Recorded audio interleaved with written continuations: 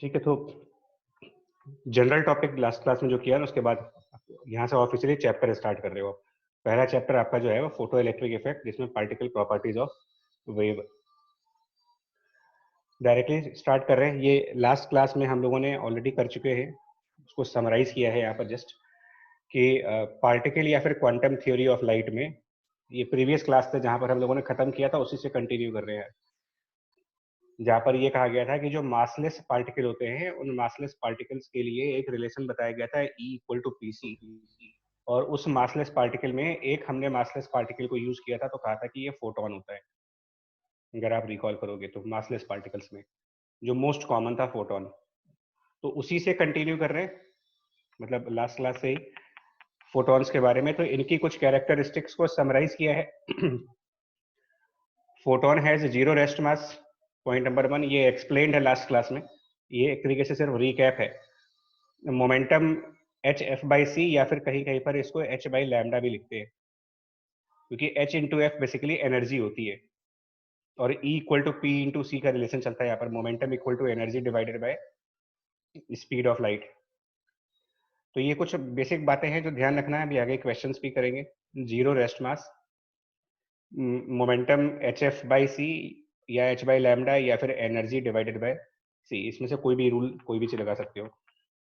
और आखिरी का पॉइंट न्यूमेरिकल्स के लिए है कि अ फोटोन में collide with a material particle, मतलब कि फोटोन में तो कोई मास नहीं है, जीरो रेस्ट मास कह रहे हो आप इसको, बट ये किसी मटेरियल पार्टिकल, मटेरियल पार्टिकल का मतलब हो सकता है कि किसी इलेक्ट्रॉन से कोलाइड कर जाए, किसी प्रोटॉन से कोलाइड कर जाए, मतलब ऐसे पार्टिकल्स जिसमें मास नॉन जीरो होते हैं, उनसे भी कोलाइड कर सकते हैं।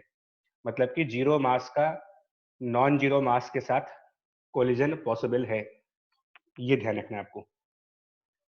A massless particle can collide with a massive particle, कुल मिलाकर के आखिरी पॉइंट ये कहना चाह रहे हैं। और ऐसे कोलिजन में टोटल काइनेटिक एनर्जी और लीनियर मोमेंटम कंजर्व रहेगा। बाकी एच प्लैंक कांस्टेंट हो गया। तो ये बेसिक समरी है लास्ट क्लास की। आगे देखो।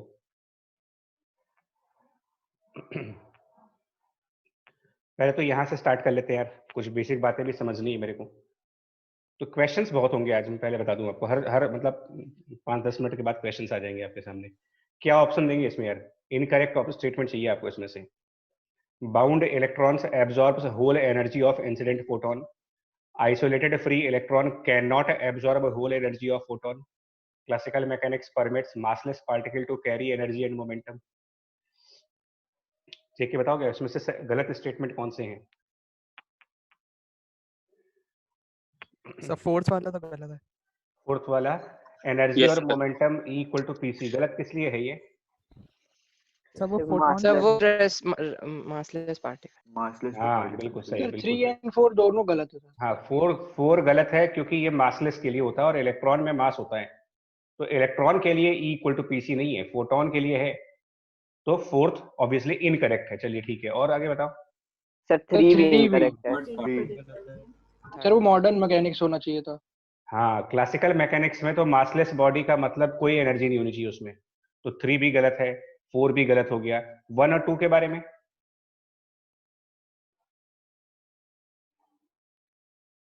सर कुछ कह नहीं सकते. हालांकि देखो, अब यहाँ पे खुद दिमाग भी लगाना होता है यार। ऑब्जेक्टिव कह सकते हैं, मतलब ऑब्जेक्टिव पेपर है। फर्स्ट सही है। नहीं, हाँ देखिए, ऑब्जेक्टिव पेपर है तो आपके चारों ऑप्शंस में अब कोई ऑप्शन बचा नहीं है। विद थर्ड एंड फोर्थ तो गारंटीड गलत है, इसमें कोई डाउट नहीं किसी को, है ना यार? यस सर, कोई डाउट नहीं है। हाँ, तो फिर एक ही ऑप्शन बचता है, इसमें दिमाग क्यों लगाए? मतलब ऑब्जेक्टिव पेपर का माइंडसेट भी लाओ अपने अंदर। एक तो नॉलेज तो है ही है, बट ऑब्जेक्टिव पेपर करने का जो तरीका होना चाहिए। देखिए, जो इसमें पहला ऑप्शन है, अभी से इन्होंने पांडे जी ने कहा कि भाई bound electron absorbs whole energy of incident photon, ये सही स्टेटमेंट है कि गलत स्टेटमेंट है? सही है sir.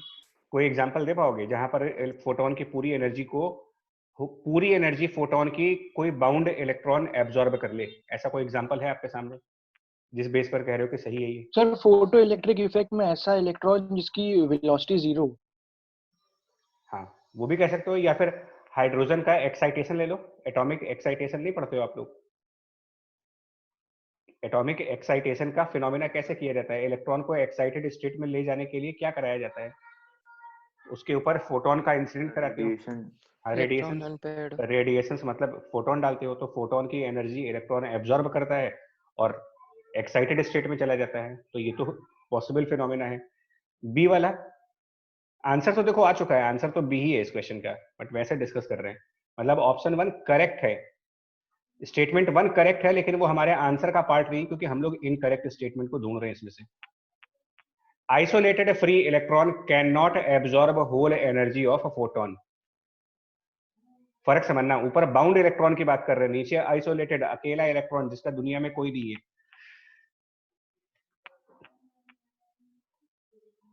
Can not absorb whole energy of the photon, लेकिन bound electron sir can absorb. हाँ जी बताओ। क्या अगर एब्जॉर्ब करेगा तो पूरी करेगा, वरना सर नहीं होगा।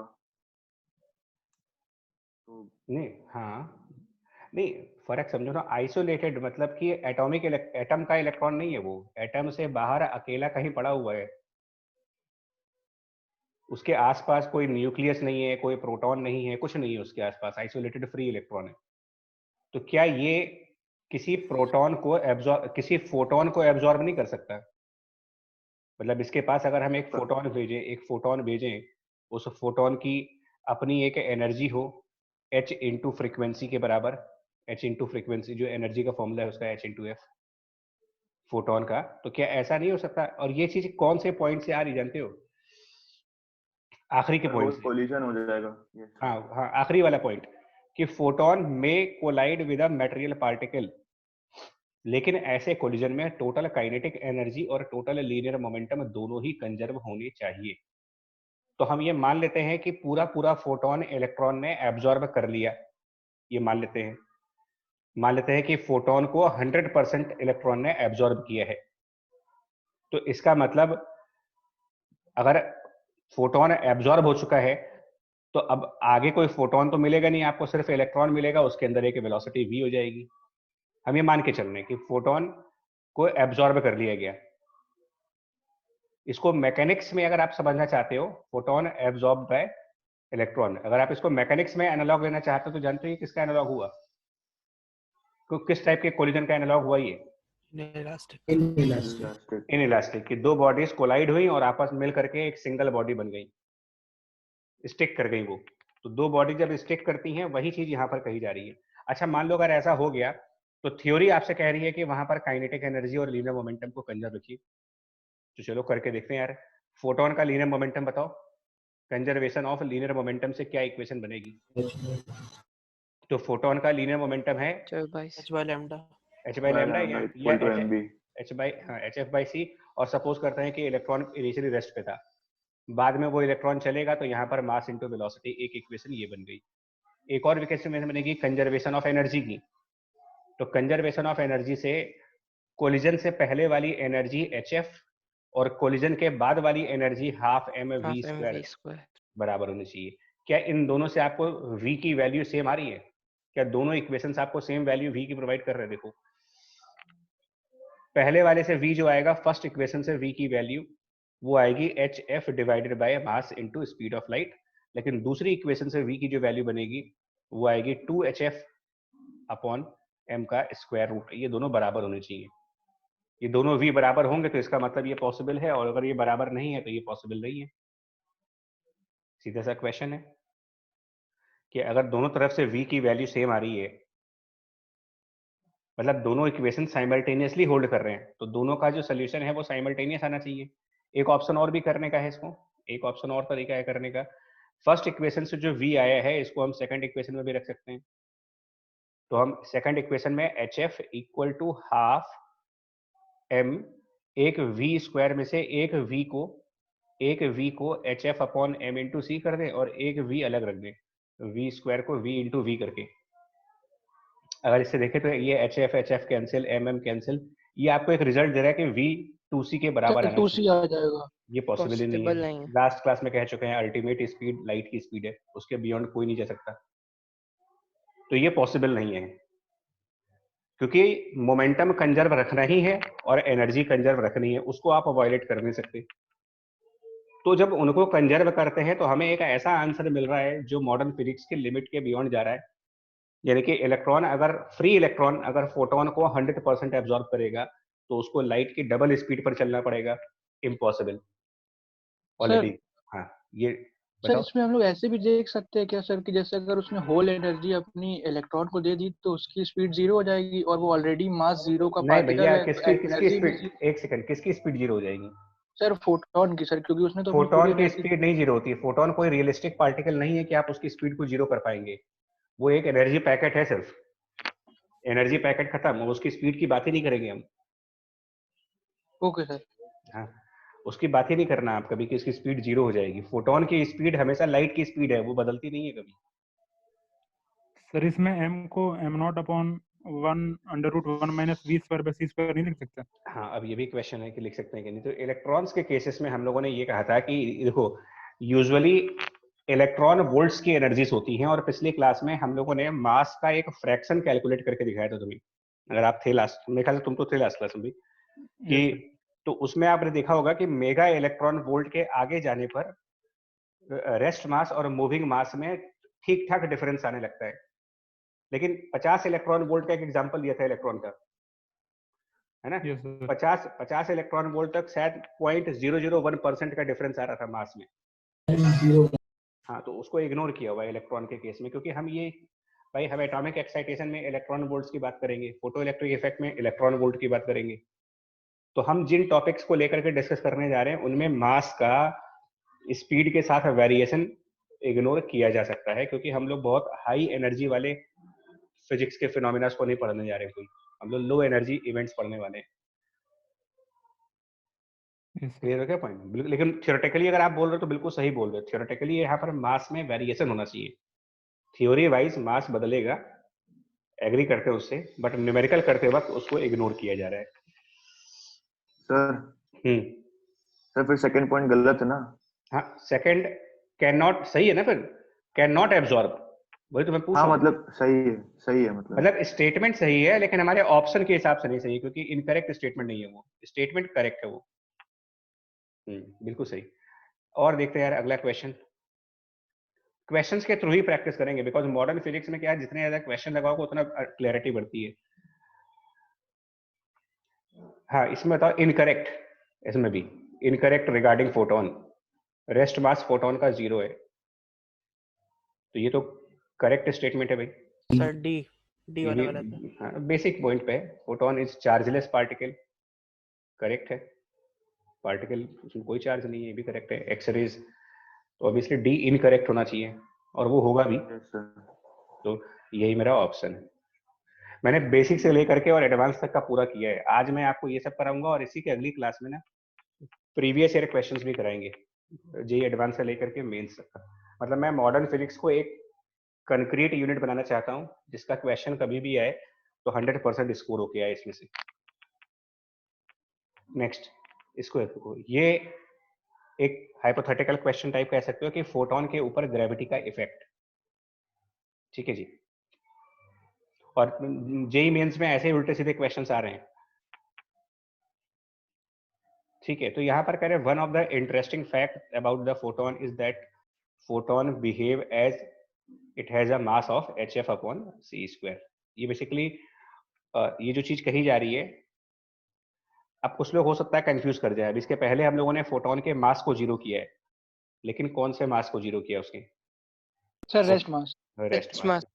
यानी कि अगर फोटोन लाइट की स्पीड पर है तो उसमें कुछ मास होगा, वो होगा आइंस्टाइन वाली इक्वेशन से, E = mc² वाले से। कि पिछली क्लास में आपसे कहा था बेसिक लेक्चर में कि एनर्जी और मास अलग अलग क्वांटिटीज नहीं होती हैं, वो एक ही, मतलब अलग अलग फॉर्म टाइप के कह सकते हो।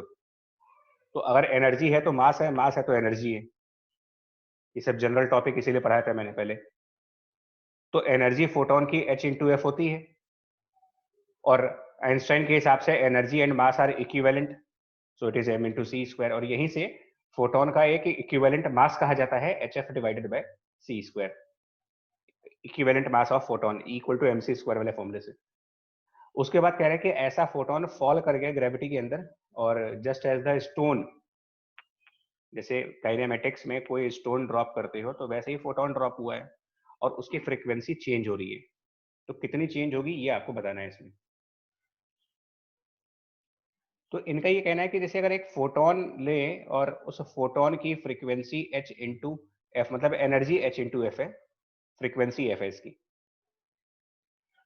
और अगर ये h हाइट से गिरा हो, ये फोटोन h हाइट से नीचे आया, तो जैसे मैकेनिक्स में आप बोलते हो कि कोई बॉडी अगर h हाइट से नीचे गिरती है तो पोटेंशियल एनर्जी जो होती है वो काइनेटिक एनर्जी में कन्वर्ट कर जाती है। तो h हाइट से नीचे गिरने के बाद इसकी नई फ्रीक्वेंसी कुछ होगी, इसकी कुछ न्यू फ्रीक्वेंसी होगी, उसको हम एफ डैश मान लेते हैं, और इसकी कुछ नई एनर्जी होगी, इसकी नई एनर्जी ई डैश आप एच एफ डैश कर दीजिए, पहले वाली एनर्जी। और इसको ये कह रहे हैं कि इस केस में यहां लिखा भी है कि फोटोन के मोशन को आप एक स्टोन के मोशन से कंपेयर कर सकते हो। तो जब कोई स्टोन नीचे गिरेगा तो पोटेंशियल एनर्जी का कन्वर्जन काइनेटिक एनर्जी में होगा।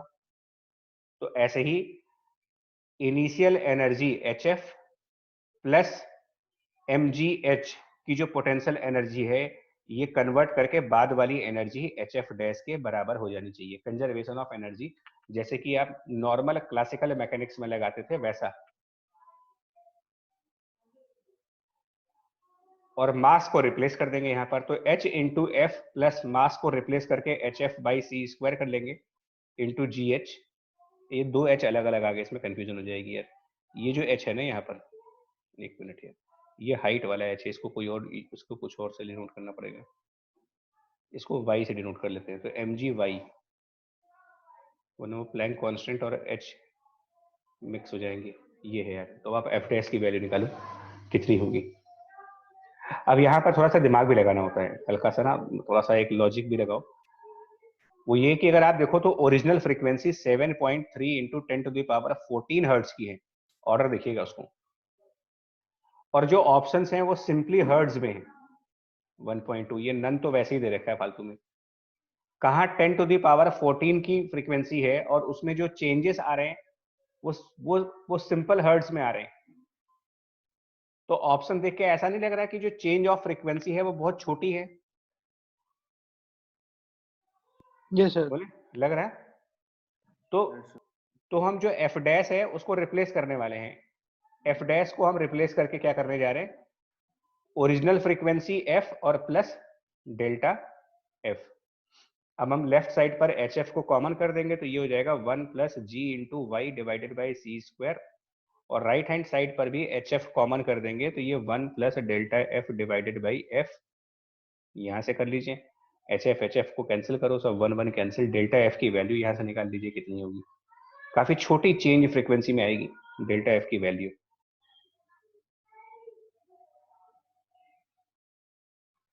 तो कितना हो जाएगा यार, ये 1 1 भी कैंसिल हो जाएगा मेरे ख्याल से। तो ये g into y into f divided by c square. अब इसमें सारी वैल्यू तुमको दे रखी है, g की वैल्यू 9.8, y की वैल्यू मतलब ये हाइट 22.5 मीटर, फ्रीक्वेंसी ओरिजिनल वाली 7.3 इंटू 10 टू पावर 14, और नीचे सी स्क्वायर। तो चारों की वैल्यू दी है, डेल्टा एफ निकालना है तुम्हें। सर 1.825 करिएगा, ऑप्शन ए आ जाएगा इसका। नेक्स्ट कुछ क्वेश्चंस इंटेंसिटी को लेकर के मैं बता रहा हूँ, स्टेप बाय स्टेप चलेंगे छोटे छोटे टॉपिक्स में, लेकिन कंप्लीट सारा करेंगे। इसमें ये कह रहे हैं इंटेंसिटी पार्टिकल थ्योरी के हिसाब से। देखिए इंटेंसिटी की दो डेफिनेशंस हैं। इंटेंसिटी एक, अब वो चैप्टर किया नहीं है, लेकिन इंटेंसिटी अगर हम वेव थ्योरी में चलते हैं ना, वेव के अंदर, तो इंटेंसिटी की जो डेफिनेशन है वो ये होती है, एनर्जी फ्लोइंग, एनर्जी जो फ्लो करती हो पर सेकंड, एनर्जी फ्लो पर सेकंड और पर यूनिट एरिया, ये डिफाइन करते हो। और ये जो एनर्जी फ्लो पर सेकंड है, इसको भी एक क्वांटिटी कहा गया फिजिक्स में, एनर्जी अपॉन टाइम को भी कुछ कह सकते हो, इसको भी एक नाम दिया गया है एनर्जी फ्लो पर सेकंड को। मैकेनिक्स में पावर, पावर। तो intensity power per unit area है, तो कुछ वेव थ्योरी में इंटेंसिटी को पावर अपॉन एरिया से भी डिनोट किया जाता है, और इसीलिए इसकी यूनिट वॉट पर मीटर स्क्वायर से दी जाती है। लेकिन पार्टिकल थ्योरी में भी हम देखो, डेफिनेशन तो बदलेगा नहीं, आप चाहे वेव की थ्योरी लगाओ चाहे पार्टिकल की थ्योरी लगाओ, फर्क सिर्फ इतना है कि वेव थ्योरी में एनर्जी का फ्लो वेव के फॉर्म में होता है, और पार्टिकल थ्योरी में एनर्जी का फ्लो पैकेट्स के फॉर्म में होता है, बट डेफिनेशन तो वही रहने वाली है, इंटेंसिटी की डेफिनेशन नहीं बदल जाएगी। तो इसीलिए यहां पर ये कहा जा रहा है कि अगर n नंबर ऑफ फोटॉन्स ले लें जो क्रॉस कर रहे हैं नॉर्मली परपेंडिकुलर साइड पर through the unit area in 1 second. आपको देख लो डेफिनेशन क्या चाहिए आपको, आपको निकालना क्या है, एनर्जी जो 1 सेकेंड में और यूनिट एरिया से जाती हो। तो यहां पर वही कहा जा रहा है, यूनिट एरिया से 1 सेकंड के अंदर अगर n फोटॉन्स जाते हैं तो इंटेंसिटी को n into energy of 1 photon कह सकते हैं ना, hf। ये थोड़ा सा सिंबल गलत हो गया यहाँ पर, I को nhf कर सकते हो नहीं कर सकते हो, क्योंकि h इंटू एफ एनर्जी पर फोटॉन है, एनर्जी ऑफ 1 फोटॉन, और n आपको दिया जा रहा है number of photons through the unit area in 1 second. तो क्या कुल मिलाकर के ये एनर्जी पर सेकंड पर यूनिट एरिया नहीं आ गया? Yes sir. Yes sir. और अगर आ गया तो यही तो डेफिनेशन है इंटेंसिटी की। और इस बेसिस पे कह रहे हैं, on this basis higher intensity of light means, ये फोटो इलेक्ट्रिक इफेक्ट को ध्यान में रख के लिखा, ये लाइन लिखी है मैंने, higher intensity of light means more number of photons but still each photon will have same kinetic energy. मतलब क्या कहना चाह रहे हैं,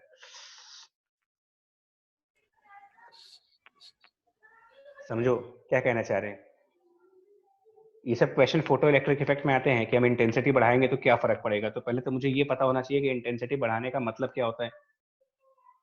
तो intensity NHF, number of particles बढ़ाना। Sir number of N। Electrons जो इससे निकलेंगे वो बढ़ जाएंगे, बट उनकी काइनेटिक नहीं, एनर्जी अभी सेम रहेगी। अभी तो इलेक्ट्रॉन पे नहीं गए हम लोग, फोटो इलेक्ट्रिक इफेक्ट पे नहीं है अभी, तो हम उसके पहले की फिर अपनी फाउंडेशन तैयार कर रहे हैं, मतलब बारीक से बारीक पॉइंट को भी आज टच कर रहे हैं ना।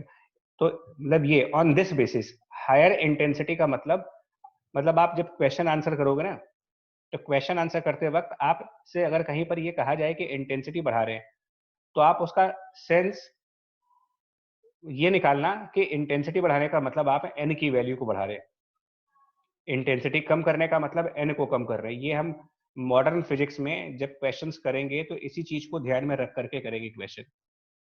मतलब ऐसा ना हो कि आप कुछ और समझ करके आंसर दिया हो। ठीक है, अभी दिखाते हैं इसमें क्वेश्चन करके। कुछ क्वेश्चंस यहाँ पर है, देखो फिर से क्वेश्चंस हैं, ये छोटे से पॉइंट के ऊपर क्वेश्चंस हैं। देखो जी, एक बीम की बात की गई है जिसकी फ्लक्स डेंसिटी, यूनिट देख करके भी समझ जाओगे, किलोवाट पर मीटर स्क्वायर किस चीज की यूनिट है ये? इंटेंसिटी। डेंसिटी। इंटेंसिटी हो गई, यूनिट से समझ जाओ। Is incident normally on 100 millimetre square completely absorbing screen. और यहाँ पर प्रेशर फाइंड करना है आपको और मोमेंटम, थोड़ा सा मैकेनिक्स भी आ रहा है इसमें, बट कोई बात नहीं। देखिए, हमको ये पता है कि एनर्जी बराबर मोमेंटम या मोमेंटम बराबर energy divided by speed of light, ये रिलेशन आपको पता है ऑलरेडी मासलेस पार्टिकल्स के लिए। तो हम इसको दोनों तरफ डिफरेंशिएट करने जा रहे हैं। dp by dt is 1/c de by dt। Newton law के हिसाब से dp बाई dt क्या डिफाइन करेगा? न्यूटन लॉ के हिसाब फोर्स, फोर्स। है ना, सब फोर्स। फोर्स हो गया। या फिर आप इसको अभी कह सकते हो dp बाई dt को rate of flow of momentum, rate of flow of momentum. देखो बच्चा एक चीज बताएं,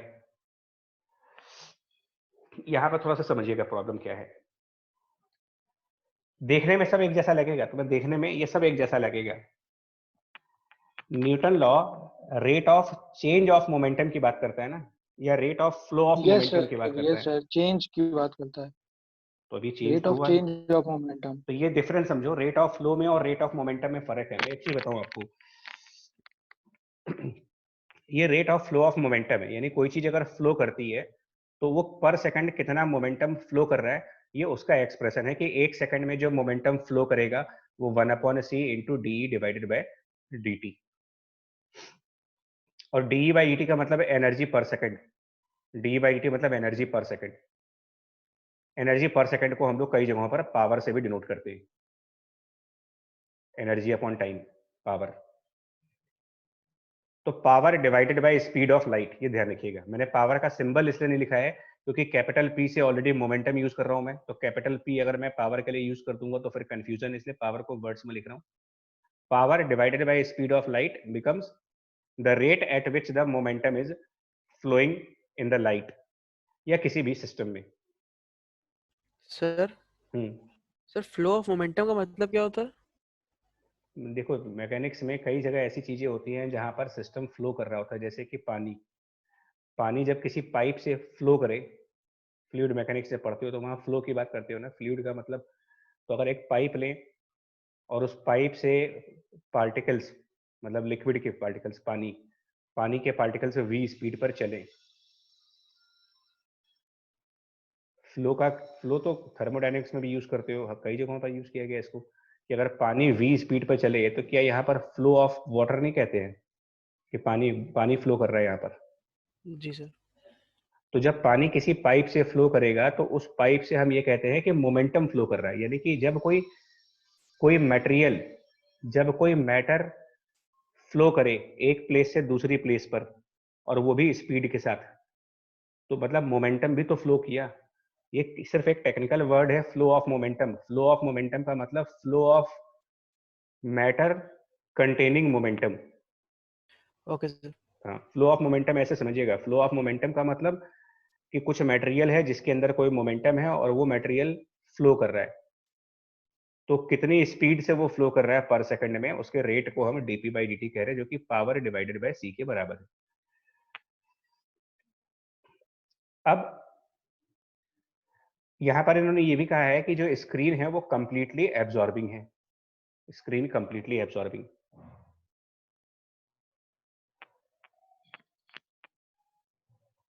इसको मैं तो ना वैसे समझा दूं, पहले देखो आप जरा पानी वाला एग्जांपल लो, आपको समझ आएगा भी थोड़ा सा। एक मान लो वॉल है और उस वॉल पर हम पानी मार रहे हैं, पानी से एक वॉल पर डाल रहे हो, और ये इनइलास्टिक कोलिजन है। इनइलास्टिक कोलिजन मतलब हम ये मान के चले कि ये पानी जो है इस वॉल में एब्जॉर्ब हो गया है, पानी वॉल में एब्जॉर्ब हो रहा है। तो ये पानी कितना फोर्स वॉल पे लगा रहा होगा, मैकेनिक्स से देखते हैं ना, फोर्स लगेगा ना इसके ऊपर, कितना फोर्स लगेगा। तो देखिए अगर ये वॉल पानी को एब्जॉर्ब कर रहा है, एब्जॉर्ब्स द वाटर, तो क्या इस वॉल को आप एक वेरिएबल मास सिस्टम नहीं मान सकते? एक ऐसा सिस्टम जो कुछ मास कलेक्ट कर रहा है अपने अंदर। जी सर। Yes sir. और मैकेनिक्स में क्या कहा गया था, जब कोई भी सिस्टम मास को कलेक्ट करे या मास डिटैच करे तो उसके ऊपर एक थ्रस्ट का फॉर्मूला आता है, और थ्रस्ट का फॉर्मूला था v into d m divided by d t. तो अगर हम यहाँ पर कैलकुलेट करेंगे तो ये v into d m by d t का मतलब एक सेकंड के अंदर कितना मास यहाँ से फ्लो करेगा, पर सेकंड कितना मास फ्लो करेगा इसमें।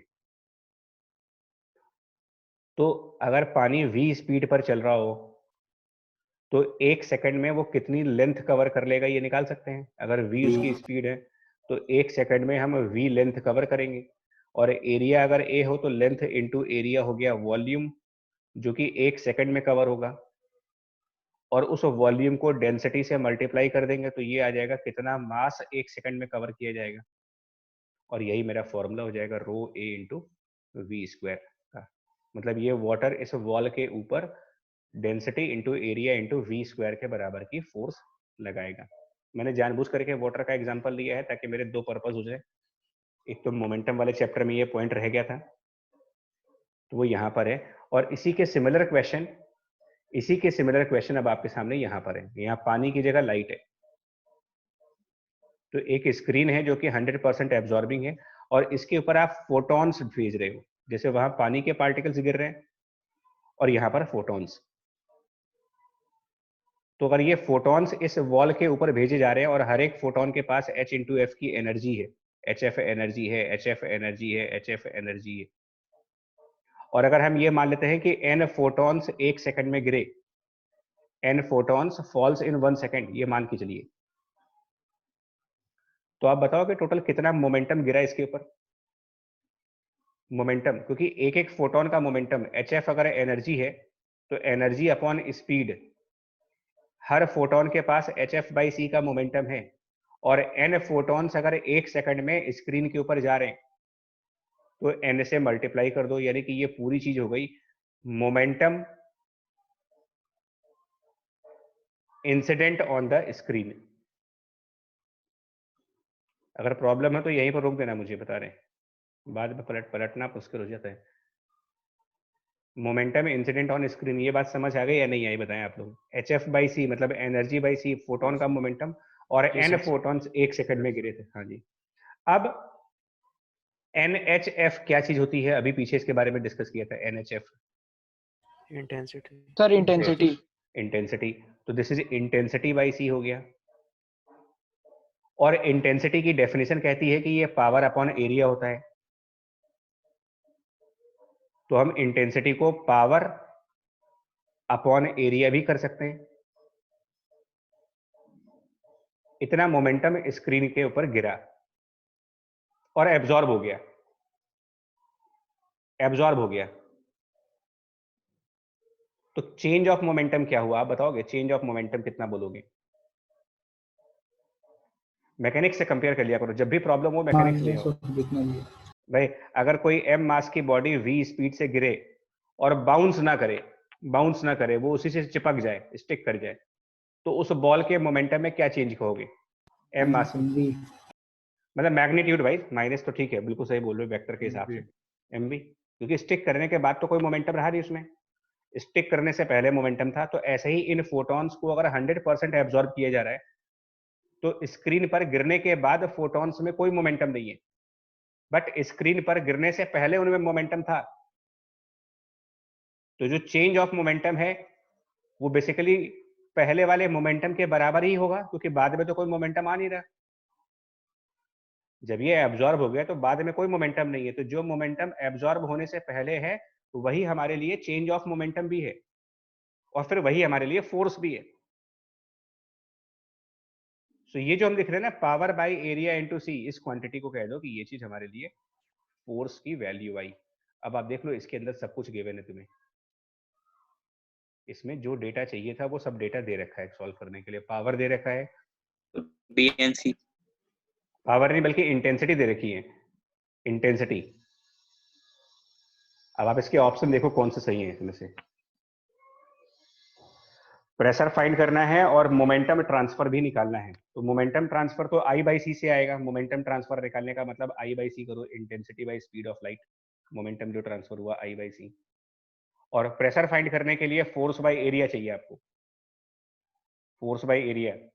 तो इंटेंसिटी बाई सी अगर फोर्स है तो उसमें फिर से एरिया से और डिवाइड करेंगे तो प्रेशर आएगा, फोर्स बाई एरिया करके। तो this is I upon c, intensity by c divided by area. अब देखो कौन सा आंसर मैच कर रहा है इसमें से यार। मोमेंटम ट्रांसफर निकालना है तो इंटेंसिटी बाई सी, और इंटेंसिटी ये है 30 किलोवाट पर सर मीटर। एक बी हो जाएगा सर, ये इंटेंसिटी है आपकी, और 100 मीटर स्क्वायर एरिया भी दे रखा है। बस सिर्फ दो ऑप्शन आएंगे इसमें, एक कैपिटल P के लिए ऑप्शन आएगा और एक डेल्टा P के लिए ऑप्शन आएगा।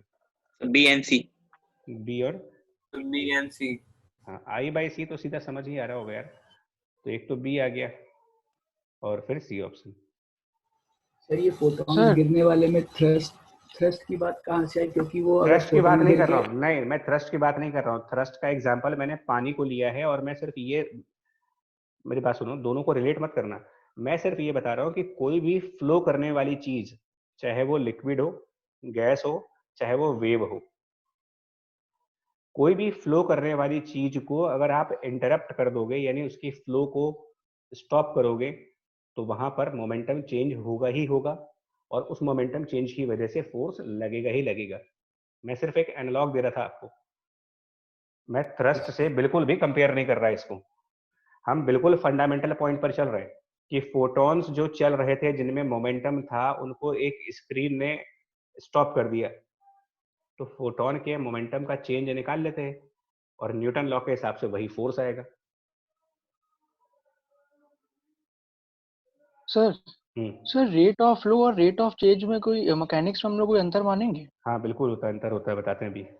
अभी समझा रहे हैं, और क्वेश्चन अभी समझा रहे हैं इसको। नेक्स्ट एग्जांपल देखो, अभी है क्वेश्चंस मजे के हैं इसमें। देखिए यहाँ पर जैसे ना इस क्वेश्चन में, पिछले वाले में टोटली एब्जॉर्बिंग था, इस क्वेश्चन में टोटली रिफ्लेक्टिंग स्क्रीन है। टोटली रिफ्लेक्टिंग स्क्रीन मतलब कि रिफ्लेक्स हो रहा है। जैसे कि अब आप, मैं मैकेनिक्स से कंपेयर करा दूं ताकि तुम्हें प्रॉब्लम ना हो। मैकेनिक्स कंपेयर करो, एम मास की बॉडी v स्पीड से नीचे आई सर 2 mv हो जाएगा चेंज इन मोमेंट, और इलास्टिकली बाउंस कर गई, मतलब सेम स्पीड से वापस चली गई। चेंज ऑफ मोमेंटम क्या लिखोगे इसमें? कितना मोमेंटम चेंज 2 हुआ? MV 2 mv। Sir 2 MV। तो आने का मोमेंटम और जाने का मोमेंटम, तो टोटली रिफ्लेक्टिंग स्क्रीन पर जाओ। टोटली रिफ्लेक्टिंग स्क्रीन, स्क्रीन के ऊपर आने का मोमेंटम और स्क्रीन के ऊपर जाने का मोमेंटम। तो आते वक्त कई सारे फोटॉन्स आएंगे इसके ऊपर, और जितने भी फोटॉन्स आएंगे उन सारे फोटॉन्स का मोमेंटम hf/c होता है। तो hf/c के कई सारे फोटॉन्स स्क्रीन के ऊपर जा रहे हैं और ये स्क्रीन उनको वापस रिफ्लेक्ट कर दे रहा है। तो ये सारे फोटॉन्स स्क्रीन से रिफ्लेक्ट हो गए वापस ऊपर की तरफ, और by the same momentum hf/c। और हम ये फिर मानेंगे कि n फोटॉन्स पर सेकंड आने वाले हैं, यहाँ पर n photons per second per unit area आने वाले हैं। ये मान के चल रहा हूँ कि n photons are striking in unit time in unit area. तो कितना इंसिडेंट मोमेंटम और मोमेंटम निकाल करके आप ये बताओ चेंज ऑफ मोमेंटम क्या होगा? 2NHF/c। हाँ 2NHF/c। हाँ जी। 2NHF/c।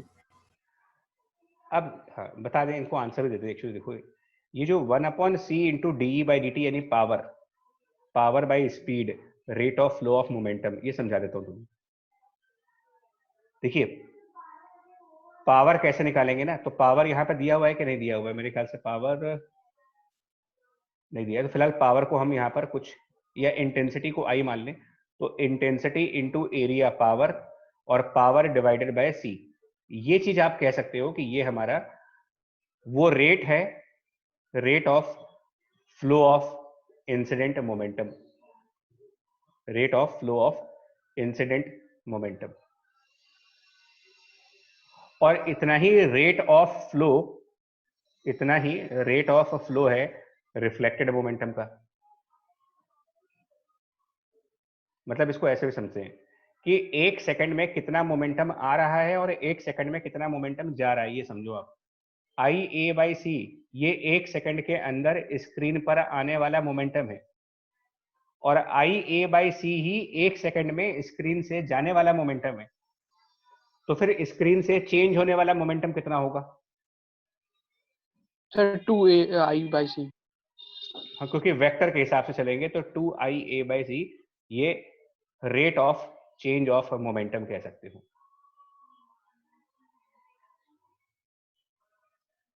This is rate of change of momentum 2IA/c, और यानी कि ये फोर्स हो गया, तो फोर्स की वैल्यू आ गई 2IA/c। और आई के लिए फिर अभी वही वाला फॉर्मूला जो पीछे यूज करते थे हम, अभी जो जनरल में हमने जो थ्योरी में आपको बताया था यहाँ पर, ये वाला पॉइंट कि आई को NHF लिखना है। तो आई को हम यहाँ पर 2 और आई को NHF इंटू A/c कर देंगे इक्वल टू फोर्स F। अब इसमें से क्या क्या गिवन है क्या क्या नहीं गिवन है ये देखना है। तो प्लैंक कांस्टेंट नोन होता है, F/c को भी आप रिप्लेस कर सकते हो। एक्चुअली ये जो न्यूमरेटर में F है उसको नीचे लेके जाओ, और C/F को लैम्डा कह सकते हैं, C/F को। तो लैम्डा भी गिवन है, एरिया तो दिया नहीं है इसके अंदर, कोई बात नहीं। क्या निकालना है हमें? निकालना क्या है? नंबर। देखिए ये जो n होता है, इंटेंसिटी के फॉर्मूले में n है, वो क्या निकाला था आपने बता दें।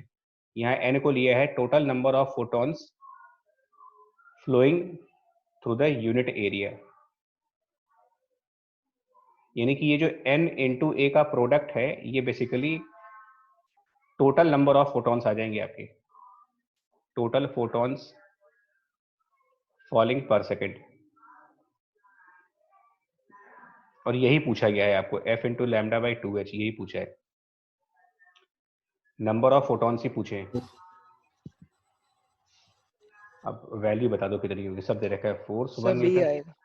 तो बी आ रहा प्रॉपर। ये देख लो ऑर्डर का ध्यान देना, बहुत छोटा सा फर्क है तो सब में 5, यहाँ 24, 25, 23, तो मतलब एक्यूरेसी देखी जा रही है आपकी। एक बार फिर भी मैं बोलूंगा, हो सकता है सही आंसर हो, बट फिर भी मेरे हिसाब से एक बार कंफर्म कर लेना इसे। बी आएगा सर। चलो ठीक है, और क्वेश्चन देखते हैं इसमें। ये सब मत देखा करो, details retina is being welded back in place, वो सब बकवास है, तो मेडिकल लाइन है। 20 मिली सेकेंड्स का pulses from a 0.5 watt laser beam, उसका लैम्डा, नंबर ऑफ फोटॉन्स निकालने हैं आपको। तो इसी से आ जाएगा नंबर ऑफ फोटॉन। इंटेंसिटी का अभी भी फॉर्मूला पढ़ा आपने, NHF। और इंटेंसिटी के बारे में एक और ध्यान रखना है, intensity is also power divided by area. और ये n आपको बता दें कि ये n नंबर तो होता है, लेकिन एक बार थ्योरी को फिर से पढ़ लेना है। ये number of photons per second और पर यूनिट एरिया था यहाँ पर।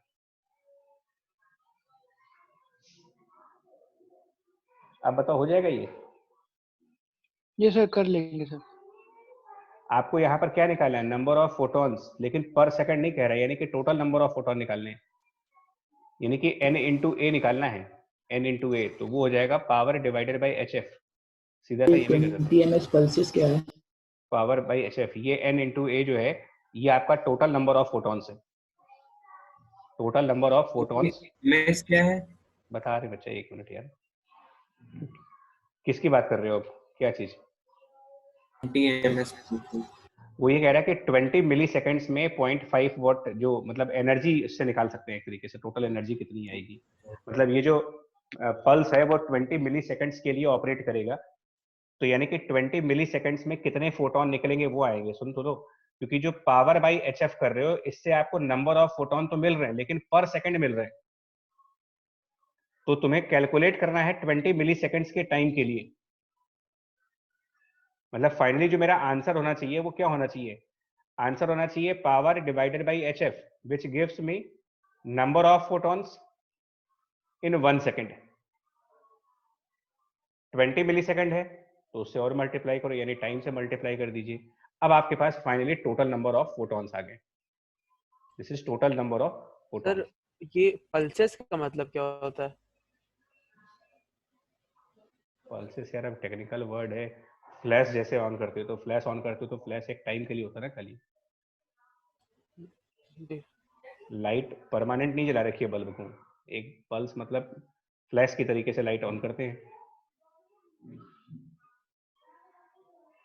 तो अब देख लो पावर दे रखा है 0.5 वॉट, ये चीज आपको 0.5 दे रखी है, टाइम गिवन है 20 मिली सेकेंड्स का 10 टू द पावर -3 का, h is again a Planck constant value और f is the frequency, but frequency नहीं दी है तो कोई बात नहीं, उसकी जगह वेवलेंथ दिया हुआ है तो फ्रीक्वेंसी को रिप्लेस कर देना। फिर यहाँ पर फ्रीक्वेंसी को आप speed of light upon lambda से रिप्लेस कर दीजिए। टाइम कैलकुलेशंस का लगेगा, इसमें कैलकुलेशन का लगेगा टाइम, क्योंकि ऑप्शंस काफी क्लोज भी है, मतलब 63.8, 65.4, 71.8 और 72.4, तो काफी क्लोज ऑप्शंस भी हैं। इसका मतलब प्रॉपर कैलकुलेशन, इसीलिए मैंने कहा था साइंटिफिक कैलकुलेटर लेके बैठो और तब पता लगा सकते हो इसका सही आंसर क्या होगा। कुछ लोग को अगर आ गया हो आंसर तो बताओ दो क्या बन रहा है, मतलब कैलकुलेशन ही करनी है।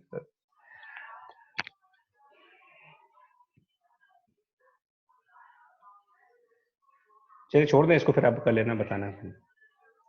और कुछ पूछना है इसमें पूछो, इसके अलावा अगर कोई पॉइंट नहीं समझ में आ रहा तो। नहीं सर आगे बढ़ जाते हैं। ठीक है, चलिए एक और देखो, और क्वेश्चन है यहाँ देखो। Monochromatic light lambda given, incident normally, और एक प्रेशर दे रखा है सरफेस के ऊपर। 25% लाइट जो है वो रिफ्लेक्ट हो रही है और बाकी एब्जॉर्ब हो रही है। अगर आप ध्यान से देखो, 3 बैक टू बैक एग्जांपल लिए, एक एग्जांपल में 100% एब्जॉर्ब हुआ है, एक एग्जांपल में 100% रिफ्लेक्ट हुआ है। नौ एक ऐसा एग्जांपल लिया है जिसमें कुछ परसेंट एब्जॉर्ब हो रहा है और कुछ परसेंट रिफ्लेक्ट हो रहा है। अपने कंसेप्ट तुम लोग यही से डेवलप कर सकते हो। तो लाइट एक स्क्रीन पर आती है और पूरी तरीके से नहीं जाती, मतलब पूरी तरीके से वापस नहीं जाती है, तो फिर कैसे निकालेंगे यार? अगर हम यहां से कह दें कि H इंटू एफ के फोटॉन्स आए और रिफ्लेक्ट हुए, लेकिन कितने रिफ्लेक्ट हुए, क्या बोलोगे आप, कितने रिफ्लेक्ट हो गए? सर HF/4 जितने आए उसके 1/4। अच्छा हाँ, एक बात तो इसका क्या मतलब है, क्या number of photon come reflect हुए? मतलब अगर हम ये कह दें कि n फोटोन, सुनिए n photons per second per unit area आए, तो क्या ये कह सकते हैं कि n/4 photons per second per unit area वापस जा रहे हैं? Yes sir. Yes sir. है ना, क्योंकि रिफ्लेक्शन में फ्रीक्वेंसी नहीं बदलती है, तो फ्रीक्वेंसी अभी भी इनकी f है, तो एनर्जी अभी भी hf लिखोगे, मतलब energy of each photon is still h into F. Reflection of light में कभी फ्रीक्वेंसी तो नहीं बदली ना आज तक। रे ऑप्टिक्स हो चाहे वेव ऑप्टिक्स हो चाहे कोई भी हो, कभी आपने सुना है कि रिफ्लेक्ट होने के बाद फ्रीक्वेंसी बदल जाती है? No sir. हाँ, तो इसका मतलब फोटॉन्स एब्जॉर्ब हो गए होंगे, तो इसका मतलब 75% फोटोन एब्जॉर्ब हो गए, 25% फोटोन वापस जा रहे हैं।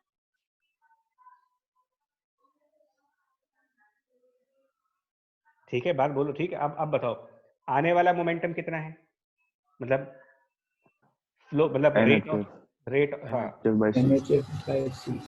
हाँ, याद हो जाएगा आपको रेट ऑफ, मतलब इतनी प्रैक्टिस कर लो कि ये फॉर्मूले याद हो जाए। तो rate of flow of momentum NHF/c, ये पर यूनिट एरिया है, पर यूनिट एरिया, इसका ध्यान रखना, पर यूनिट एरिया चल रहा है ये। और जाने वाला मोमेंटम कितना है, मतलब जाने वाला rate of flow of momentum? Sir N/4 HF/c। बस समझ गए। अब देखो, तो ये वैल्यू N/4 हो गई इंटू HF/c हो गई। अब चेंज निकाल लेते हैं, तो यानी कि फोर्स, सर 5/4 फोर्स चेंज निकालेंगे तो हाँ बिल्कुल चेंज हो जाएगा 5N/4 HF/c। और क्योंकि ये ऑलरेडी पर यूनिट एरिया चल रहा था, सब कुछ पर यूनिट एरिया ही चल रहा है आपका, तो ये फोर्स भी पर यूनिट एरिया आ रहा है। सर प्रेशर हो जाएगा, यानी ये डायरेक्टली प्रेशर आ चुका है। और इसमें कुछ मेरे ख्याल से करने की जरूरत तो है नहीं इसमें। और क्या पूछा है इन्होंने, n ही पूछा है, नंबर ऑफ फोटॉन्स फॉलिंग पर second on the unit area, यानी n पूछ रहे हो आप, तो n की वैल्यू निकाल लेते हैं यहाँ पर। 4 into pressure speed of light upon 5 Planck constant into frequency, जिसको फिर से c अपॉन लैम्डा कर देंगे, c कैंसिल। अब तो वैल्यू रख दो उसमें, प्रेशर की वैल्यू दी गई है, लैम्डा की वैल्यू दी गई है, प्लैंक कांस्टेंट और ऊपर 4/5।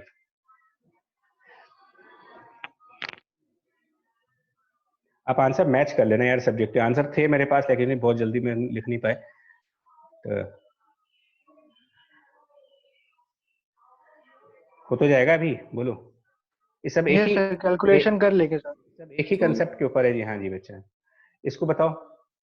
अब ये 3 जो एग्जाम्पल थे, इन तीनों में नॉर्मल इंसिडेंस थे, इन सब के अंदर जितने भी इंसिडेंस हैं वो नॉर्मल है। अब हमने किसी एंगल पर इंसिडेंस लिया हुआ है, ऑब्लिक इंसिडेंस जिसको कह सकते तो कंपोनेंट लेने पड़ेंगे।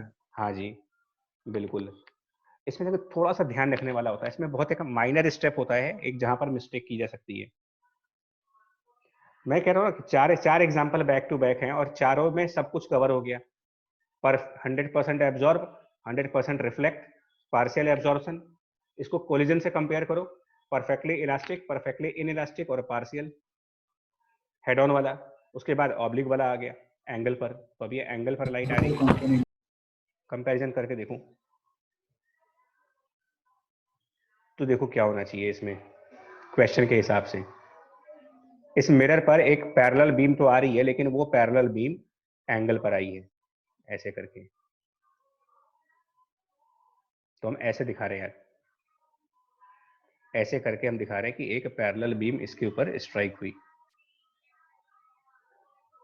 उस बीम का अपना एरिया होगा कुछ, एरिया ऑफ बीम, इसको भी ध्यान रखना। हम एरिया ऑफ बीम को ए से डिनोट कर रहे हैं, ए बी, पूरा ही लिख देते हैं ए बीम। फिर इसमें एरिया कौन सा लेना, इसी में दिक्कत होती है। हाँ यही मैं बोल रहा था, परपेंडिकुलर एरिया लेंगे ना, एक और 60 ले लेंगे। हाँ अब ये देखो बच्चा ये भी गलती कर रहे हो, a cos 60 लेंगे कि a अपॉन cos 60 लेंगे, ये कई कंफ्यूजन है। और मैं तो बहुत प्रैक्टिकल बात करता हूँ यार, मैं बात कर रहा हूँ एग्जामिनेशन हॉल के अंदर जब बैठे होंगे तो ये छोटा स्टेप भी भारी पड़ जाता है हमारे लिए। कीमत समझ में आती है, एक क्वेश्चन की कीमत समझ में आ जाती है, 5 नंबर की क्या वैल्यू होती है। तो मैं हमेशा इसीलिए बार बार ये बोलता हूँ, चाहे आपके 4 चैप्टर छूट जाए कोई दिक्कत नहीं है, लेकिन जो किया हो उसमें परफेक्शन रखो, आप उसमें इतना कॉन्फिडेंस रखो कि अब इसके अंदर से क्वेश्चन छूटना नहीं चाहिए मेरा। तो इसको समझने के लिए बता रहा हूँ, एंगल ऑफ इंसिडेंस दे रखा है 60 डिग्री, उसके अलावा नंबर ऑफ फोटॉन्स स्ट्राइकिंग पर सेकंड, इस पे ध्यान देना, number of photons striking the mirror पर सेकंड, मतलब यूनिट एरिया की बात नहीं की इन्होंने, टोटल कितने फोटोन एक सेकंड में आए हैं वो दे रखा है, और फोर्स पूछा है इन्होंने, ठीक है। तो ये जो लाइट बीम यहाँ पर स्ट्राइक करके नीचे की तरफ आएगी, उसका angle of sir a cos 30 आएगा सर। हाँ सर, वो नहीं 60 बच्चा, होगा। नहीं, उसकी पहले ये भी तो देखो जरूरत है भी कि नहीं है। एक प्री माइंडसेट से क्यों चले हम, हो सकता है एरिया की जरूरत ही ना पड़े हमें। आज इसीलिए मैंने थ्योरी के फॉर्म में नहीं पढ़ाया इसको, आज मैं क्वेश्चन आंसर के फॉर्म में पढ़ाने के मूड में इसीलिए था, क्योंकि एक तो इसमें अंडरस्टैंडिंग भी आती है क्वेश्चन के साथ, और फिर हमारा ब्रेन भी उसी हिसाब से ट्यून हो जाता है। एनीवे देखो पहला क्वेश्चन बताओ ना, इसमें से कितने फोटोन आ रहे हैं, क्या वो कह रहे हैं कितने फोटोन गिर रहे हैं यहाँ से, वो दे रखा है ना उन्होंने 10 टू द पावर 19, 19। और सबके पास h इंटू एफ की एनर्जी है सबके पास। तो मिरर के ऊपर कितने फोटोन गिरे, यानी कि बता सकते हो मिरर पर कितने फोटॉन्स गिरे, यानी कि कितना मोमेंटम आया यहाँ पर, कितना मोमेंटम पर सेकंड आया, incident momentum, how much momentum is incident पर सेकंड अगर पूछा जाए तो क्या इसको 10 टू द पावर 19 यानी कि जितने फोटॉन्स आए वो, और एक एक फोटॉन के पास HF/c का मोमेंटम है, क्या ये चीज सही नहीं है कि इतना मोमेंटम मिरर पे आया, ठीक है ना ये, ठीक, और इतना ही चला भी जाएगा क्योंकि लाइट रिफ्लेक्ट भी होनी है यहाँ से, वापस रिफ्लेक्ट होगी सेम एंगल पर। अब कितनी रिफ्लेक्ट हो रही है ये क्वेश्चन में पढ़ना पड़ेगा तुमको, तो टोटली रिफ्लेक्ट हो रही है। टोटली रिफ्लेक्ट होने का मतलब जो रिफ्लेक्टेड मोमेंटम है वो भी मैग्नीट्यूड में सेम हो गया। सो रिफ्लेक्टेड मोमेंटम पर सेकंड की वैल्यू भी निकाल सकते हैं, सेम वैल्यू आएगी 10 टू द पावर 19 और HF/c। चेंज निकालेंगे, यानी कि फोर्स कैलकुलेट करने के लिए आप rate of change of momentum निकालोगे, तो it is the rate of change of momentum जब निकालेंगे तो थोड़ा सा मैं स्टेप एक डायरेक्ट करूंगा यार, मैकेनिक्स से आप कंपेयर करोगे कि ये जो मोमेंटम्स हैं इनको रिजॉल्व करना होगा आपको, वर्टिकल में चेंज हो रहा है और वर्टिकल डायरेक्शन का मोमेंटम चेंज होगा तो वो twice 10 to the power 19 HF/c into cos theta होगा। अब ये स्टेप मैं एक्सप्लेन नहीं करूंगा यहाँ पर, ये कैसे लिखा मैंने, काफी लोग समझ सकते हो इसको कैसे लिखा है। मोमेंटम के हॉरिजॉन्टल वर्टिकल कंपोनेंट करोगे, वर्टिकल कंपोनेंट मोमेंटम का चेंज हो रहा है, हॉरिजॉन्टल कंपोनेंट चेंज नहीं कर रहा है, ठीक है। अब इसमें और क्या क्या चाहिए आपको, F/c को रिप्लेस कर दो, जो F/c है उसको रिप्लेस कर दो, ये F यहाँ से हटाओ और नीचे c हटाओ, c/f को लैम्डा लिख लो, तो कुल मिलाकर के twice into 10⁻19 h/λ cos theta, सब कुछ दे रखा है, लैम्डा गिवन है, थीटा गिवन है, फोर्स आ जाएगा। तो एरिया की जरूरत ही नहीं पड़ी हमें सर। लेकिन जो हम लोग एरिया ले रहे हैं सर, तो वो चेंज नहीं हो जा रहा है सर, जो मिरर पे एरिया गिर रहा है सर, एक्चुअली जो यूनिट नहीं, एरिया है वो, तो एरिया से फोर्स का क्या मतलब, देखिए फोर्स कितने इंटेंसिटी का तो है नहीं है, इंटेंसिटी पावर बाय एरिया हो जाएगा ना सर, तो एरिया ऑफ बीम होता है ना उसका, एरिया ऑफ बीम होता है ना सरफेस का, ये मैंने शायद पिछली क्लास में भी कहा था भाई आपसे। आपके मोबाइल में पीछे कैमरा है, मोबाइल में टॉर्च होता है, तो उस टॉर्च के से लाइट निकलने की इंटेंसिटी मोबाइल पे डिपेंड करेगी कि जिस दीवार पे टॉर्च को लेके जा रहे हो दीवार पे डिपेंड करेगा, दीवार पर तो लाइट का डिस्ट्रीब्यूशन होगा। Yes sir. ओके सर, है ना, अच्छा इसीलिए, अच्छा हाँ देखो मैंने इसलिए एरिया की छेड़ा था कि अगर मुझे यहाँ प्रेशर फाइंड करना होता, मान लो यहाँ पर इस क्वेश्चन में प्रेशर निकालना होता, प्रेशर ऑन द मिरर, अब आपको ध्यान रखना है प्रेशर ऑन द मिरर निकालने के लिए इसमें क्या करोगे, तो प्रेशर निकालने के लिए आप फोर्स तो निकालोगे, force on the mirror use करोगे, लेकिन डिवाइड किससे करोगे आप इसको? Sir area on the mirror, पे सर गिर इस रहा है। वजह से कंफ्यूज हो रहा है, तो सर यही सर। यहाँ पर तो एरिया जो इल्यूमिनेटेड है मिरर के ऊपर, एरिया इल्यूमिनेटेड ऑन मिरर, और वो डिफरेंट है बीम एरिया से। तो फोर्स तो निकाल लिया ऊपर और एरिया, अब आप ये वाला एरिया निकालो जो मिरर के ऊपर इल्यूमिनेट होगा, एरिया ऑफ मिरर। और इनमें जो रिलेशन होता है, कभी कभी क्वेश्चंस में इसकी जरूरत पड़ जाती है, कभी कभी कुछ क्वेश्चंस में इसकी नीड आ जाती है। तो अभी आप किसी ने बोला, देखो बच्चा, कौन किसका कंपोनेंट है यार? बीम वाला एरिया मिरर वाले एरिया का कंपोनेंट है, या मिरर वाला एरिया बीम वाले एरिया का कंपोनेंट है? बीम वाला मिरर का। हाँ, यस सर।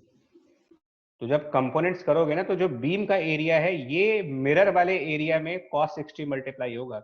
जल्दीबाजी में क्या होता है, लोग एंगल cos 60 को दूसरे साइड मल्टीप्लाई कर देते।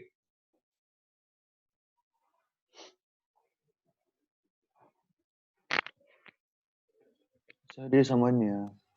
हाँ सर, फिर से बता दीजिए। यही मैं कह रहा ना, देखो खुद बताओ। अच्छा, फिगर पे ध्यान दो कि जितने मिरर के जितने एरिया पर फोटॉन्स गिर रहे हैं, वो एरिया बड़ा दिख रहा है आपको, या जो एरिया बीम का है वो ज्यादा दिख रहा है? एक बार सोच के देखो आप। मतलब सर जो सरफेस पे गिरे वो बड़ा। तो फिर जो बड़ा एरिया है, बड़े एरिया का कंपोनेंट छोटा एरिया होगा ना यार, कि छोटे का कंपोनेंट बड़ा एरिया कर दोगे आप?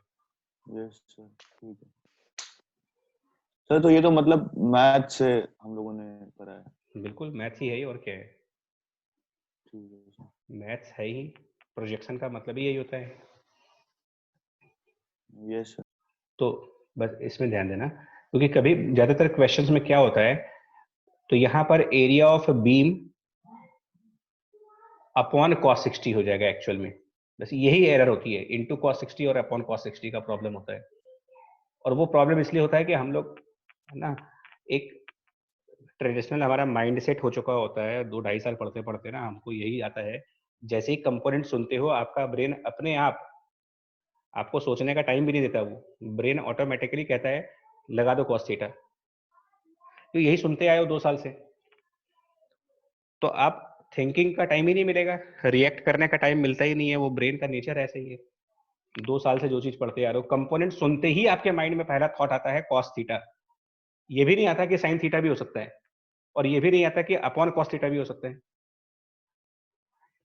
तो इसलिए मैंने सिर्फ ये एक ध्यान देने की बात किया है, थोड़ा सा अलर्ट रखना अपने आप को, कि एरिया ज्यादातर क्वेश्चंस में बीम का दिया जाता है वो। शेप से कोई मतलब नहीं करेगा ना जी बच्चा, नहीं।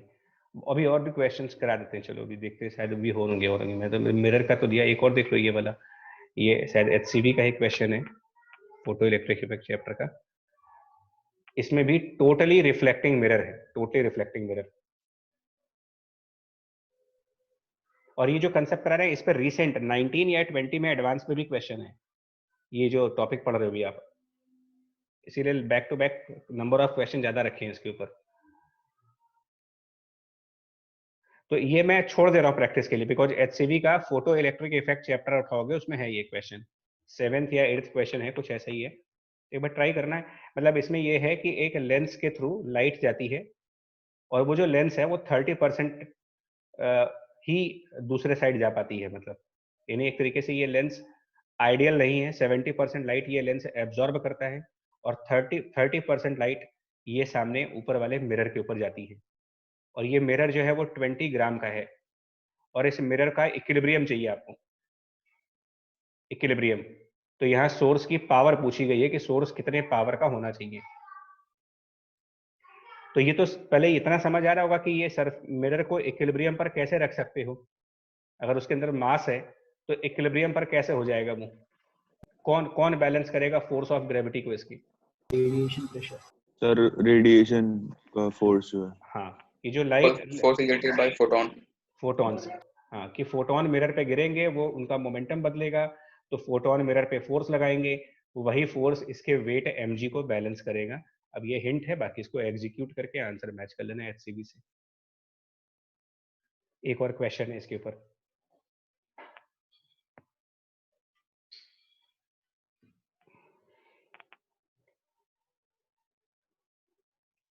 देख लें इसको भी जरा।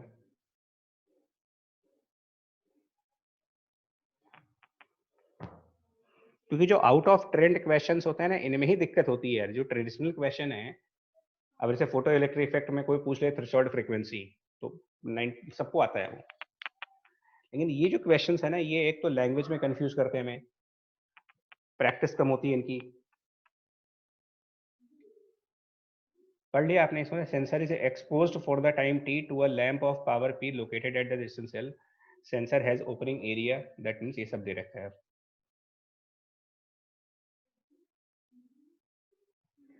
समझ आया क्या करना है इसमें यार?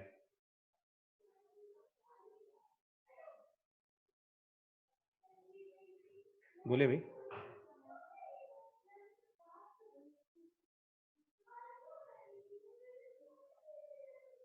देखिए इसमें क्या कहना चाह रहे हैं, हाँ बताओ,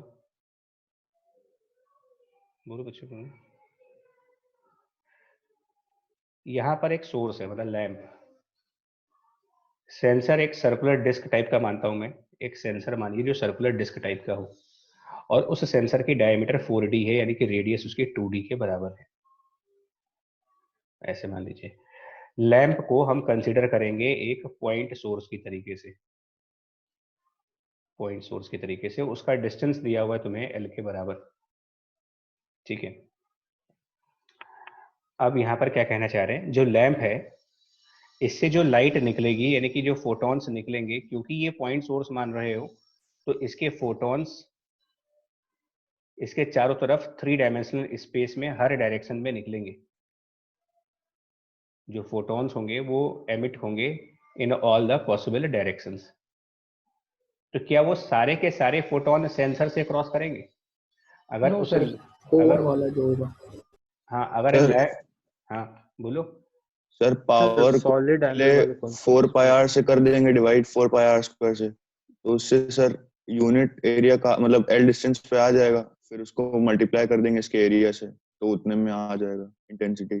ठीक ठीक ठीक। देखो अब आपने है ना, अब देखो तुम्हारी एक स्ट्रेंथ और वीकनेस दोनों तुमको बता रहा हूँ क्या है।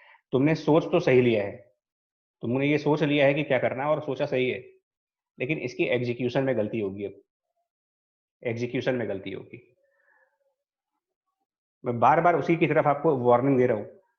देखिए पहले तो आप लिमिटिंग केसेस लाओ। लिमिटिंग केसेस में वही फोटॉन्स सेंसर से क्रॉस करेंगे जो फोटॉन इसके एज से जा रहे होंगे। ये लिमिटिंग केस मानेंगे? बोलो ठीक है कि नहीं? Limiting case yes sir. कि जो फोटॉन्स इसके अंदर वाले फोटॉन तो जाएंगे, बाकी फोटॉन तो नहीं जाएंगे सेंसर में से। तो अब आप एक एक करके सुनो। पहला क्वेश्चन, पहला पॉइंट, नंबर ऑफ फोटॉन्स कितने निकल रहे हैं वहां से? नंबर ऑफ फोटॉन्स एमिटेड कितने होंगे? नंबर ऑफ फोटॉन्स एमिटेड पर सेकंड बाय लैंप। पहला क्वेश्चन तो ये बताओ आप। तो इसका आंसर होगा पावर अपॉन HF। ये स्टेप देख लो पहले, बताओ। बाद में HF को हम रिप्लेस करके HC बाय लैम्डा भी कर सकते हैं। ये नंबर ये आ गया। ये ऑब्वियस है कि जितने फोटोन एमिट हैं ये सारे के सारे सेंसर से नहीं जा रहे, कुछ ही जाएंगे। लेकिन अब आपको ना एक डिस्कशन करना होगा। वो डिस्कशन देखो क्या है। थोड़ा सा एक फिगर हम ड्रॉ कर लेते हैं, उसके बाद आपको बताते हैं कंसिडर करके। अब बोर्ड तो है नहीं हमारे पास में, तो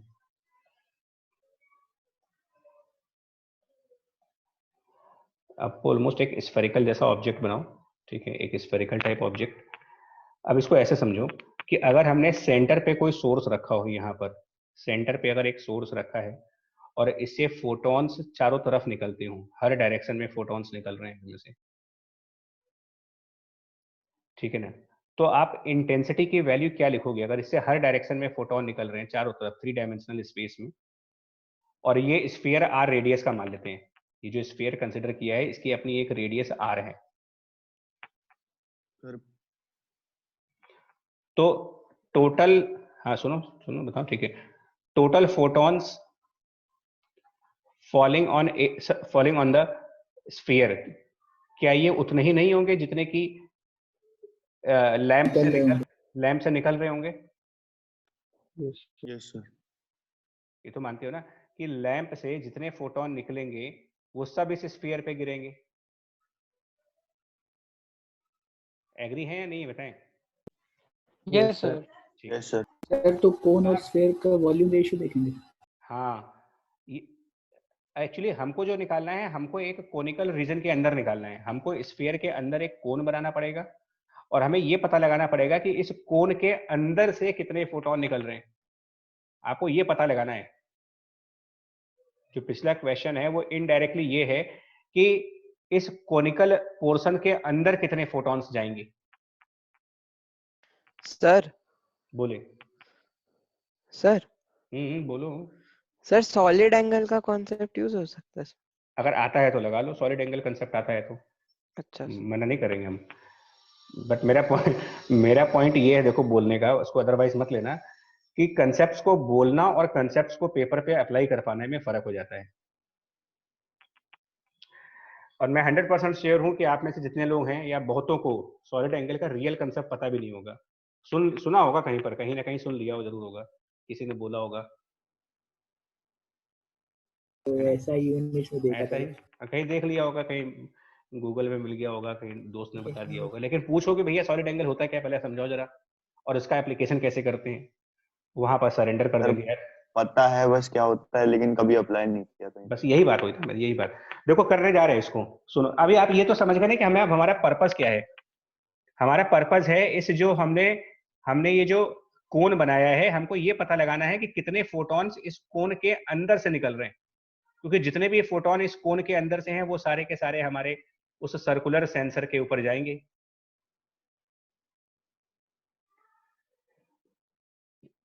तो अब सुनिएगा, हम ये मान के चल रहे हैं कि ये जो कोन है इसका हाफ एंगल, इस कोन का हाफ एंगल थीटा मान के चलो, हाफ एंगल,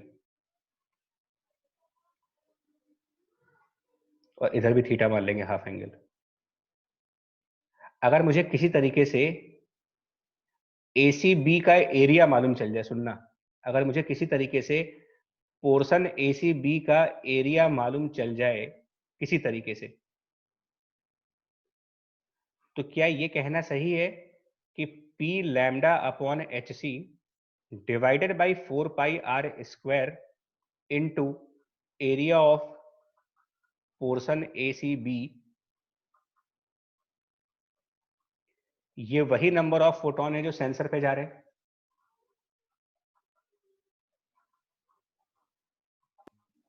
यस सर। ये बात समझ लो आप, अगर आपको लगे कि ये सही है तो आगे बताएं, नहीं तो अगर इसी में डाउट है तो हम नहीं आगे जाएंगे। क्या हम स्फीयर के लिए यूनिटरी मेथड का लॉजिक लगा सकते हैं कि अगर पूरे स्फीयर से नंबर ऑफ फोटोन पता हो तो स्फीयर के किसी पोर्शन से कितने निकलेंगे, ये तो निकाल सकते हैं ना? क्योंकि स्फीयर, हाँ, स्फीयर लैंप के रिस्पेक्ट में बिल्कुल सिमेट्रिकल फिगर है। तो अगर मुझे ये मालूम चल जाए कि इस पूरे स्फीयर से कितने फोटोन निकले हैं, तो हम ये भी तो पता लगा सकते हैं कि स्फीयर के एक पोर्शन से, उसके एक छोटे से पार्ट से कितने फोटोन गए होंगे, यूनिटरी मेथड फॉलो करके। Yes sir. ठीक है, किसी को डाउट तो नहीं इसमें? सर अगर क्यूब ले तो ये उतना ही एरिया हो जाएगा जितना वो क्यूब में नहीं बेस होगा, एरिया होगा। क्यूब में नहीं, सिमेट्रिकल फिगर चाहिए। तो एक पॉइंट के अराउंड सिमेट्रिकल फिगर स्फीयर बनेगी। पॉइंट, क्योंकि हमने लैंप को पॉइंट सोर्स माना है और पॉइंट के अराउंड स्फीयर ही एक सिमेट्रिकल ऑब्जेक्ट है। तो अब आपका टारगेट बचा है ACB का एरिया निकालना। अब टारगेट बेसिकली ये बच गया है कि what is the area of portion ACB। 2 pi R square 1 minus cos theta. हाँ, और हाँ, अब इसका एक मैथमेटिकल फॉर्मूला होता है, इसका जो एरिया होता है ना, एरिया ऑफ ACB, ये डिराइव किया जाता है मैथमेटिक्स में। जब आप स्फीयर के एरिया को डिराइव करते हो तब ये फॉर्मूला आता है 2 पाई R square and 1 minus cos theta, तब इसका ये फॉर्मूला बनता है।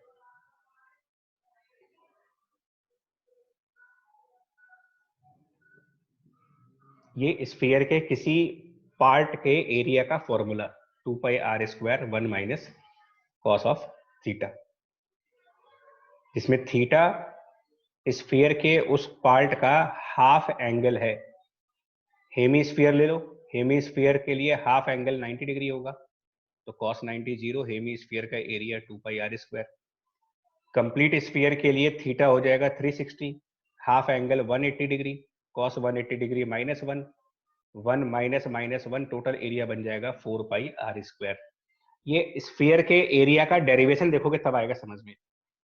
तुम लोगों ने डेरिवेशन में नहीं देखी होगी, स्फीयर का एरिया 4 पाई आर स्क्वायर सुनते ही आए हो, कैसे है ये नहीं पता, ये भी प्रॉब्लम है। कोन का volume 1/3 pi are square h है, कैसे ये नहीं मालूम।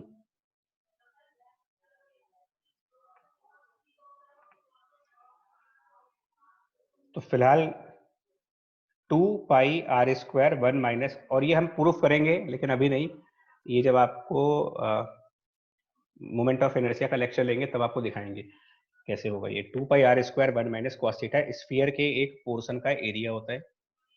तो अब हम यहाँ पर लगाने जा रहे हैं इसको P lambda upon H C divided by 4 pi are square, और ये चीज 2 pi are square into 1 minus cos of theta. इतने फोटॉन्स आपको जो आपका आंसर है वो ये है। अब इसमें जो कैंसिल वेंसिल हो रहा है वो देख लो, क्या कैंसिल वेंसिल हो रहा है इसमें से, जो कुछ कैंसिल वेंसिल हो रहा हो तो पाई पाई कैंसिल, और कुछ कैंसिल नहीं हो रहा, आर स्क्वायर कैंसिल, तो it is P lambda over 2hc और 1 माइनस कॉस थीटा। अब कॉस थीटा को क्या लिखेंगे यार, तो मेन क्वेश्चन पे जाओ। कॉस थीटा मतलब ये एंगल की बात कर रहा था मैं, और आपको यहाँ पर डायमीटर 2d दे रखा है, डायमीटर 2d। पाइथागोरस थ्योरम से ये हाइपोटेन्यूज बन जाएगा L upon root of L square plus 4h square हाँ d square। तो कॉस थीटा को रिप्लेस करने जा रहे हैं L divided by root of L square plus 4d square से, और यहाँ पर ना फिर एक अप्रोक्सीमेशन भी लगाने जा रहे हैं अभी, P lambda upon 2hc into 1 minus, denominator से L कॉमन ले लेंगे और ये हो जाएगा, डिनोमिनेटर से L कॉमन लेने के बाद ये हो जाएगा 1 plus 4d square divided by L square to the power minus half, और अप्रोक्सीमेशन लगाएंगे ये मानते हुए कि L काफी बड़ा होना चाहिए। अब आपको भी ऐसा क्यों, इन्होंने लिखा नहीं है इस क्वेश्चन में, लेकिन ऐसा क्यों, तो वो लिखना भी चाहिए। हालांकि ये भी क्वेश्चन बनाने वाले की बेवकूफ़ी है, बदतमीजी है उसकी, उसने लिखा नहीं है, क्योंकि तभी इसको पॉइंट सोर्स मान भी सकते हैं। लैंप को पॉइंट सोर्स तभी मान सकते हैं जब लैंप काफी दूर रखा हो, तो L बहुत बड़ा होगा यानी कि थीटा काफी छोटा एंगल होना चाहिए। तो बाइनोमियल अप्रोक्सीमेशन यूज करेंगे यहाँ पर, और बाइनोमियल अप्रोक्सीमेशन से ये पी लैम्डा बाई 2hc और 1 माइनस, आपको पता है कि बाइनोमियल अप्रोक्सीमेशन जब लगाया जाएगा यहाँ पर तो ये 1 minus 2d square by L square, बोलना सही है, ये बाइनोमियल अप्रोक्सीमेशन जो लगाई है। तो अब देखो क्या आंसर बना यार, आंसर आ गया यहाँ से, p lambda d square by h c l square करके कुछ आ रहा है आंसर। अब इसमें से कोई है नहीं है, देखना पड़ेगा आपको, इसमें कोई है नहीं है, और ये पर सेकंड आया है, सॉरी ये पहले बता दीजिए, जो कुछ भी आपने कैलकुलेट किया है ये पर सेकंड के लिए है, और तुम्हें कैलकुलेट करना है किसी टाइम के लिए। इसमें क्वेश्चन में कहीं टाइम भी दे रखा था, exposed for the time t, तो हमारा जो आंसर आएगा वो पर सेकंड का आएगा, उसमें टाइम और मल्टीप्लाई हो जाएगा। सर फर्स्ट ऑप्शन देख लो, मतलब यहाँ पर अप्रोक्सीमेशन लगा करके जो आंसर बने, ये पर सेकंड है, ये number of photons on the sensor पर सेकंड है।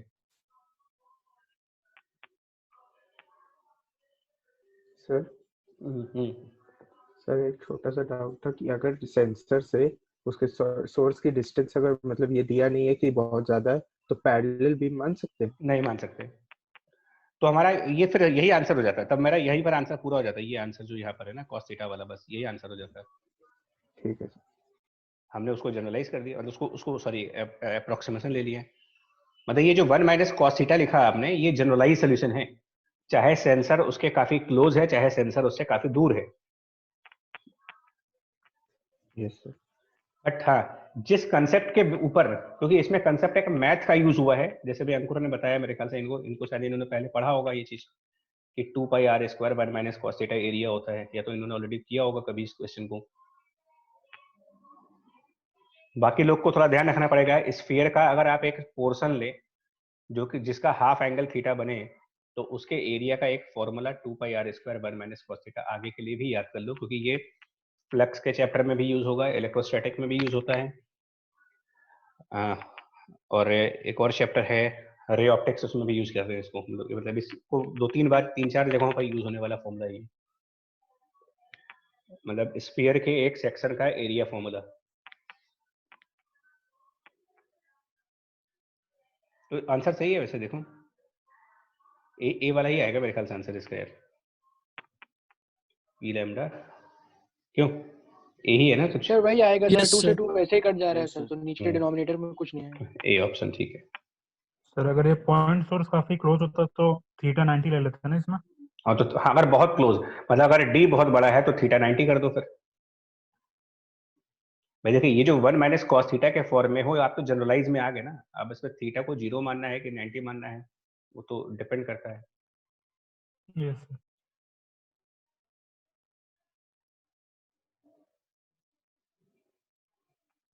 ठीक है जी, तो ये एक बार फिर से जनरलाइज था इनकी कैसे करना है। ठीक है जी बच्चे, तो यार ये फोटो इलेक्ट्रिक इफेक्ट टाइम तो सबसे मजा नहीं आएगी यार। करते हैं स्टार्ट यार, मुझे इसको अगली क्लास से करें, मतलब हो नहीं पाएगा, 10-15 मिनट ही है तो रह जाएगा। रोक लो फिर इसको, अगली क्लास में चालू कर देंगे फोटो इलेक्ट्रिक इफेक्ट, फिर 10 मिनट का मतलब नहीं बनता कोई है, फिर अगली क्लास में वहीं से स्टार्ट करना होगा। तो एक काम करिए, तब तक आप इतने क्वेश्चन जो कराए हैं ना, बेसिकली ये फोर्स के, रेडिएशन प्रेशर के और ये सब, ये थोड़ा सा ट्राई करो, जितने ये जनरलाइज वाले हैं, मतलब ये समझ लीजिए इंटेंसिटी वगैरह का कंसेप्ट। तो फोटो इलेक्ट्रिक इफेक्ट में थियोरेटिकली प्रॉब्लम नहीं है, क्योंकि फोटो इलेक्ट्रिक इफेक्ट में बस आपको यही है कि फोटो इलेक्ट्रिक इफेक्ट क्या होता है, वर्क फंक्शन वगैरह की डेफिनेशंस हैं, थ्रेशोल्ड फ्रीक्वेंसीज हैं, देन कुछ क्वेश्चंस इसके ऊपर भी हैं, उसके बाद आपका वो मैक्सिमम काइनेटिक एनर्जी का फॉर्मूला, उसके ऊपर के क्वेश्चंस करेंगे, और ग्राफ, उसमें फिर इस तरीके से इसके क्वेश्चन करेंगे, फिर ये स्टॉपिंग पोटेंशियल का ग्राफ कंसेप्ट इसका लगाएंगे, इसके ऊपर भी क्वेश्चंस करोगे। मतलब टाइम लगेगा इस चैप्टर को खत्म करने में, टाइम लगेगा यार, एक लेक्चर लग जाएगा पूरा आपका